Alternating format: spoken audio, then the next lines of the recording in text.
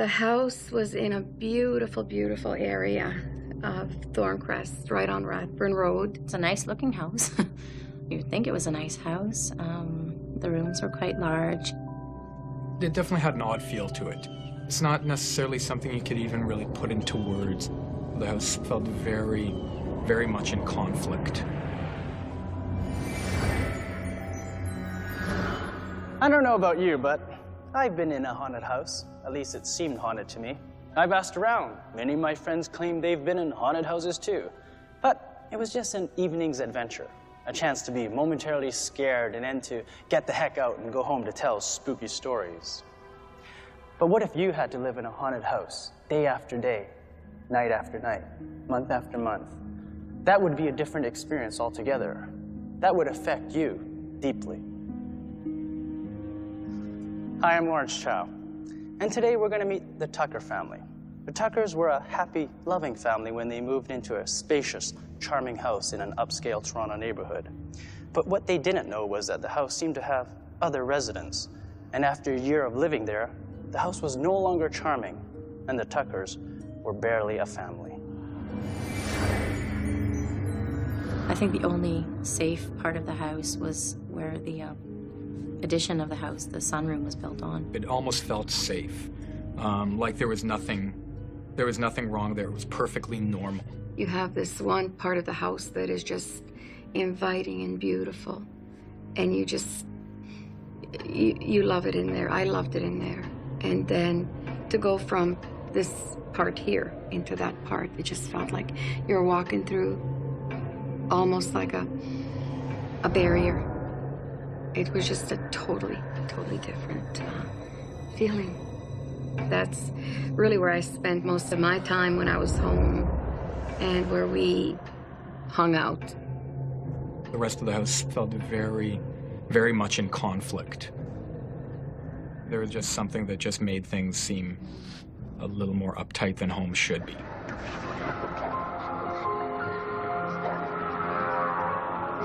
The house was almost a sad house.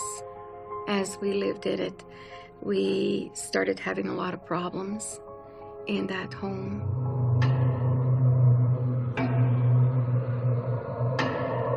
For my brother, that was a tough house for him to live in. For whatever reasons, it was a very tough house.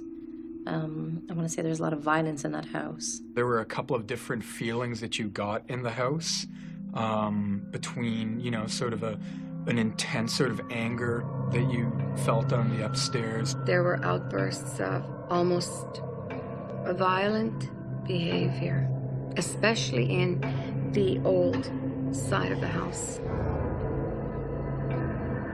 Sean became almost isolated. He no longer wanted to go to Scouts. He didn't have a lot of friends at that time. And he started to change. When the Tuckers moved into their house, they were impressed by the big rooms and desirable location. But large rooms and fancy neighborhoods can't conceal a house's essential nature. Except for the sunroom, that room of light and refuge, the house felt evil. And now with Sean, that evil is about to become very personal. In the summer of that year, I was playing baseball. I would work out in my room. I had, cheap dumbbell set that I used. After a baseball practice, my father had come into my room, and I had just reached down and grabbed for the bar from one of my barbells. Don't know why. I was holding on to it and trying to drop it. I couldn't drop it.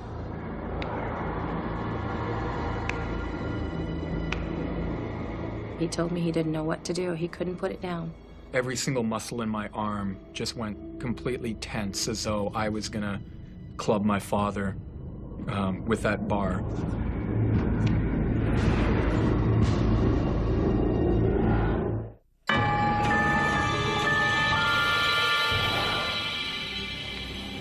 Sean actually said he felt like killing at that time. And he even said something was almost like forcing his hand to do it. I had absolutely no control. And I remember sort of thinking, why is this in my hand? And why am I feeling so enraged? Why am I feeling so angry? Why? I have no reason for this. I'm pretty sure the conversation that we were having, it was a very friendly conversation. Maybe he was coming in to tell me when, be ready for baseball practice at this time on Saturday.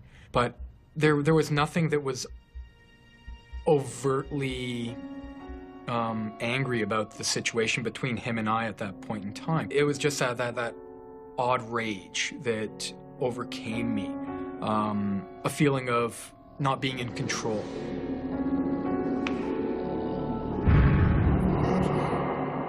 It was almost like Sean was, I hate to say possessed, but something was there that was leading him to do this. Something took him over, and he could not put it down.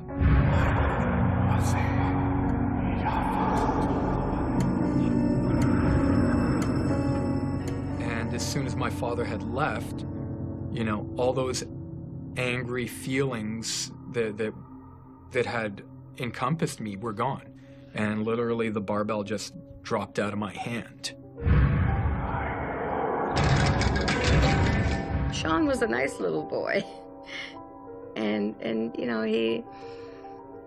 he was raised well. We traveled. The children were well-rounded. It was a very emotional time. It was a very emotional time. When I think about it, obviously it affected everybody. It changed Sean the most.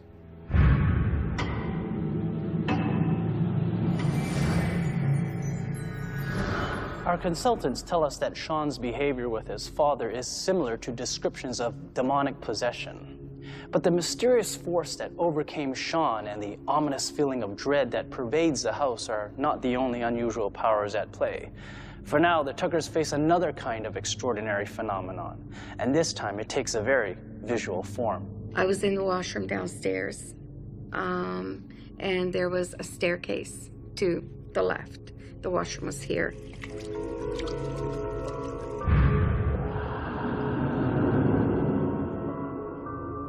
As I looked in the mirror, there was a reflection of a person. He was very real. It's not like he was transparent. He was very, very pale. He had dark hair, sort of scruffy looking, a checkered shirt. And he was sort of hunched over the banister of the staircase. He had very intense, sad eyes, a very drawn face, very white face. It looked to me like he was a real troubled soul. Somebody really just very troubled in that house. And it's almost like, I don't believe it. And I looked again, and it was still there. Then I looked again, and it was gone.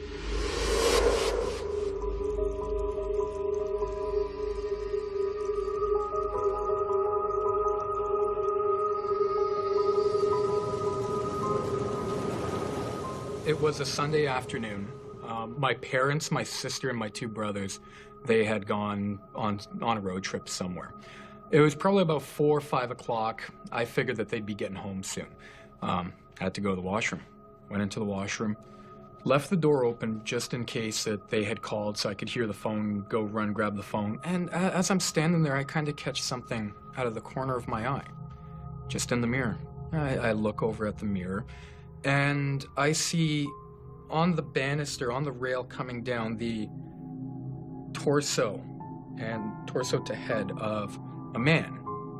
It was kind of like looking at a person's reflection through a piece of glass. You can see the person, they look relatively solid but yet translucent, and you can see everything moving back and forth behind it. And he's leaning onto the banister, much like this. I remembered what he looked like, right down to the last detail. He was wearing a red and black checkered shirt, the type that like a lumberjack or something would wear. It was probably only a second or two, but at the moment in time, it was like, it seemed like forever.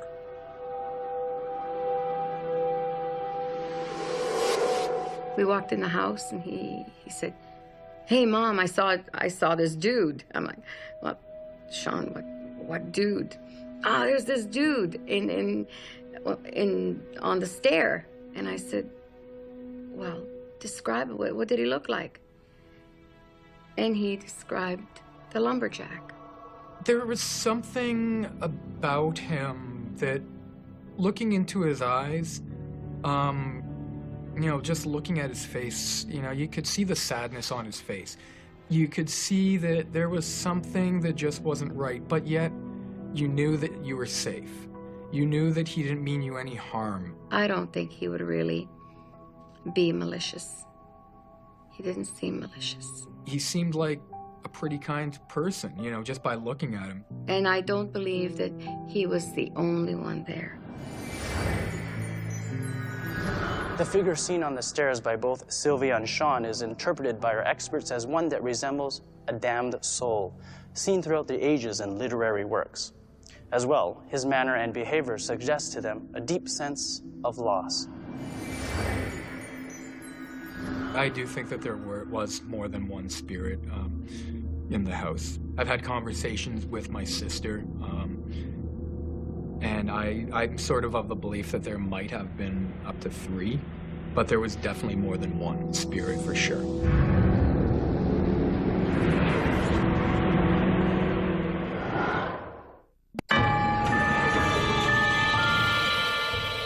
There was just something that made things seem a little more uptight than home should be. Growing up, unfortunately, I was cursed with having a bit of a temper. At one point in time, my father had to restrain me. My arms were back like this. My father was holding my arms down, and he was basically straddling me on the waist, holding my arms down.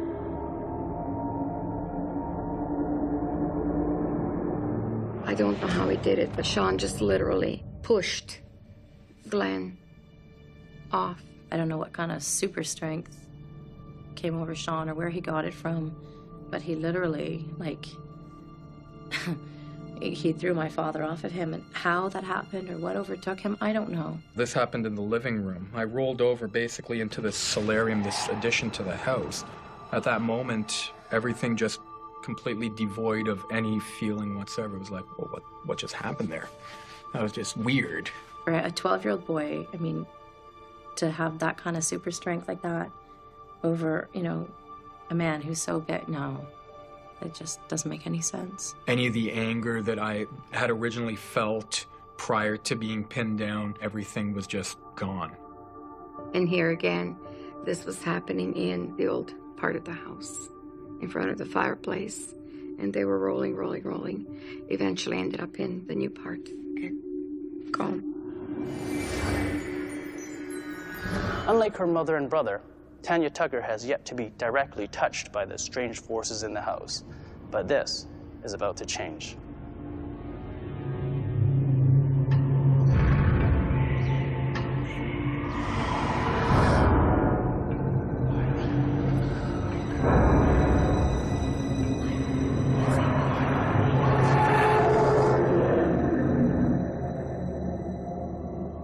I woke up and I had this burn on my leg. And to this day, I don't know what it is, what it was, what happened.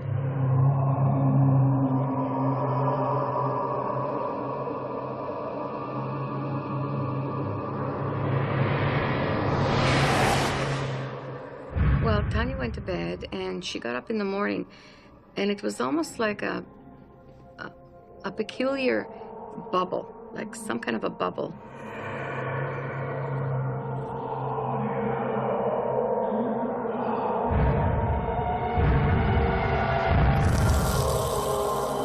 I don't remember waking through the night.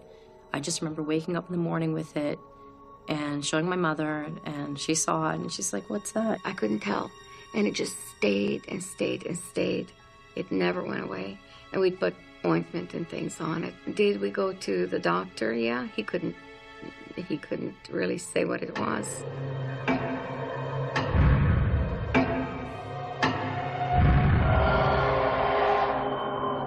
To this day, Tanya has that mark on her. And it just happened one night. She says, Mom, I feel like somebody's implanted something in my leg. The big joke was, oh, alien. But no.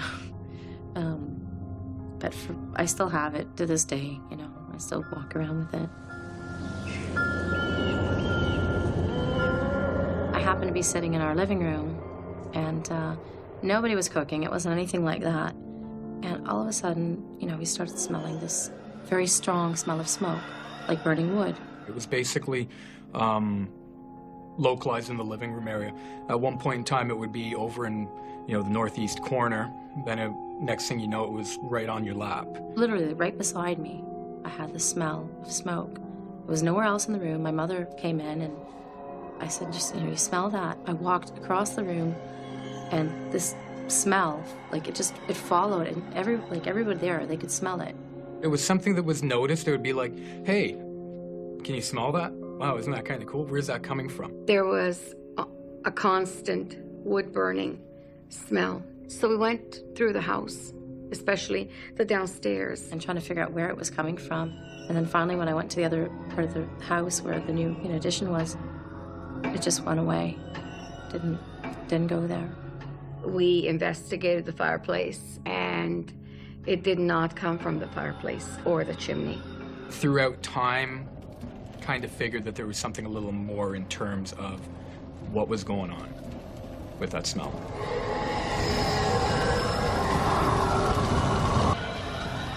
I believe that the house must have had trauma of some kind. There must have been a fire either in the house or on that property at some point. I do think that there was more than one spirit in the house because just the different emotions that would wash over you and just the different feelings you'd get going from room to room to room. One would be cold and harsh and not very happy. But I don't know, all I know is it didn't like my father too well. It really didn't like him. Whereas, you know, the guy on the stairs, you know, he made me feel just sort of that calm, protected, safe feeling.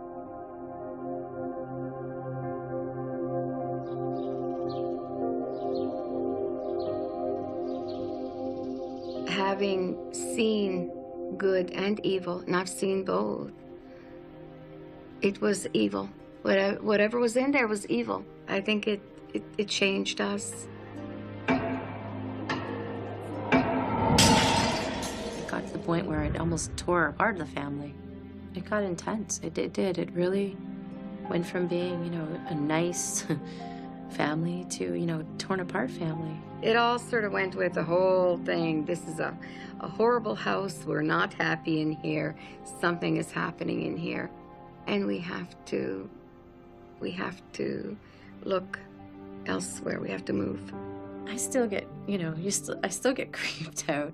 When I use creeped out, I still get chills, you know, still thinking about it. I think we sometimes have to encounter some evil to find the good.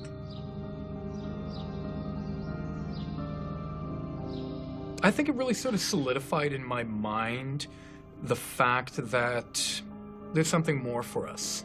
There's something more for us, you know, after we leave this mortal coil. It's not over. You know, there's something in the great beyond for us.